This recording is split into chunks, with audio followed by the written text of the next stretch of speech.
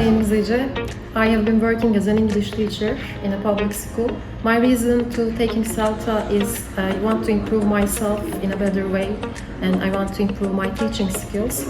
And I know taking CELTA was hard and it's also a very hard process, but when I'm here, all the tutors and my peers were so helpful and we worked together and I learned a lot about CELTA and teaching skills and also improve myself in a better way.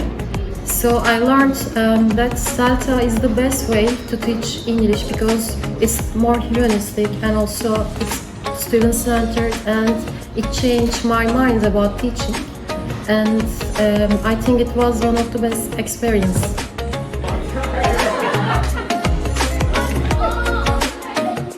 I think all English teachers take CELTA to improve themselves because it will be very helpful in their teaching skills and they will learn a lot about teaching in a better way and they will be happy at the end of the course.